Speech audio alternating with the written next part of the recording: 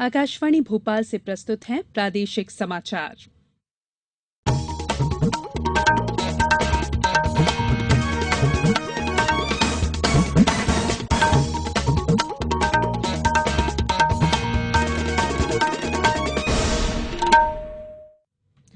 नमस्कार, समाचारों के साथ मैं संयुक्ता बैनर्जी।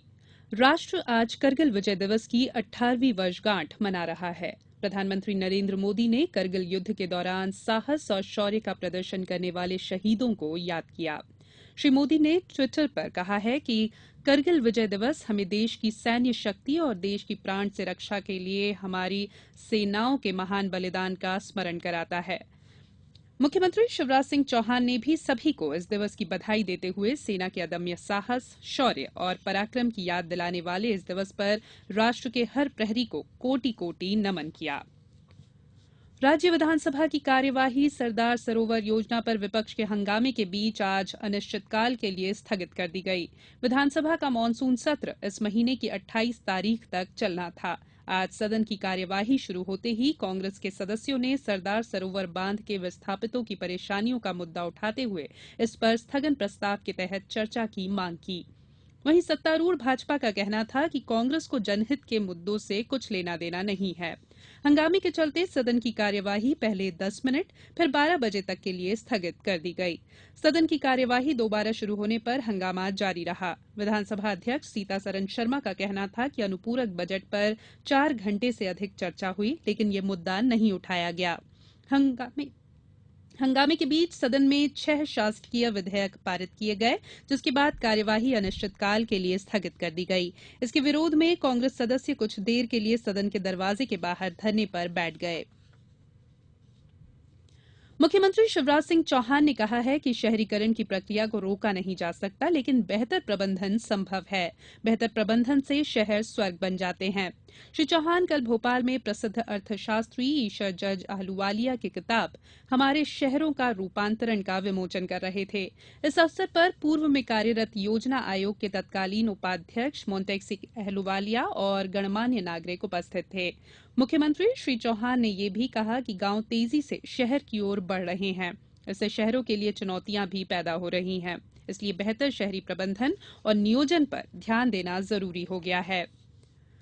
ऊर्जा मंत्री पारस जैन ने कहा है कि बिजली मीटर की रीडिंग लेने वाले कर्मचारियों की उपस्थिति सुनिश्चित करने के लिए कार्ड सिस्टम लागू करने पर विचार किया जा रहा है।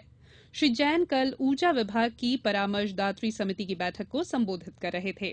ये पहल बिजली उपभोक्ताओं की मीटर रीडर्स के संबंध में प्राप्त शिकायतों को ध्यान में रखते हुए की गई है। अनेक उपभोक्ताओं की शिकायत रहती है कि मीटर की बिना रीडिंग लिए बिजली के बिल दिए जाते हैं। नर्मदा घाटी विकास प्राधिकरण के उपाध्यक्ष ने स्पष्ट किया है कि नर्मदा नदी से प्रदेश में किसानों द्वारा खुद के साधनों से की जा रही सिंचाई पर रोक लगाने संबंधी कोई आदेश नहीं है। किसानों को नर्मदा नदी से पानी लेने का अधिकार पूर्व की तरह यथावत है।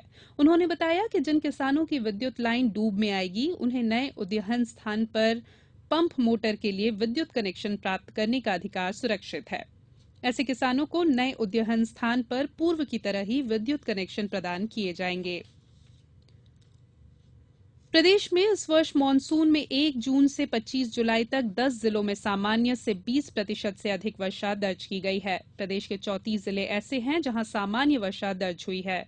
कम वर्षा वाले जिलों की संख्या 7 है। ये जिले हैं बालाघाट, शहडोल, अनूपपुर, आगरमालवा, श्योपुर, ग्वालियर और शिवपुरी।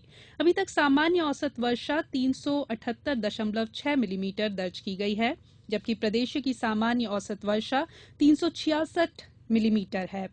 मौसम विभाग ने अगले 24 घंटों के दौरान रीवा, शहडोल और इंदौर संभाग तथा कटनी जिलों के अधिकांश स्थानों पर, साथ ही उज्जैन, होशंगाबाद, भोपाल और जबलपुर संभाग एवं पन्ना, छतरपुर, दमोह तथा गुना जिलों के अनेक स्थानों पर भारी बारिश की संभावना व्यक्त की है। आगामी 2 दिनों में पूर्वी मध्यप्रदेश में वर्षा की गतिविधियों में आंशिक बढ़ोतरी का अनुमान है। अब कुछ समाचार संक्षेप में। विदिशा जिला सीएम हेल्पलाइन के प्रकरणों के निराकरण के मामले में प्रदेश में दूसरे स्थान पर पहुंच गया है। जबलपुर कलेक्टर ने कहा है कि जिले के सभी शासकीय अशासकीय और सार्वजनिक परिसरों को 15 अगस्त से पहले रैंप निर्माण कर बाधा रहित बनाया जाएगा। शाजापुर के बीएसएन कॉलेज में ऑनलाइन प्रवेश के 3 चरणों के बाद भी 700 से अधिक सीटें खाली रह गई हैं, जिन्हें अब कॉलेज लेवल काउंसलिंग के माध्यम से भरा जाएगा। आगरमालवा जिले के दिव्यांगजनों के लिए मूल्यांकन और स्वास्थ्य परीक्षण शिविर कल 27 जुलाई को मिडिल स्कूल परिसर सुसनेर में आयोजित किया जाएगा और मुरैना में व्यापम के आरोपी प्रवीण यादव ने अपने घर में फांसी लगाकर आत्महत्या कर ली है। इसके साथ ही प्रादेशिक समाचारों का ये बुलेटिन समाप्त हुआ। नमस्कार।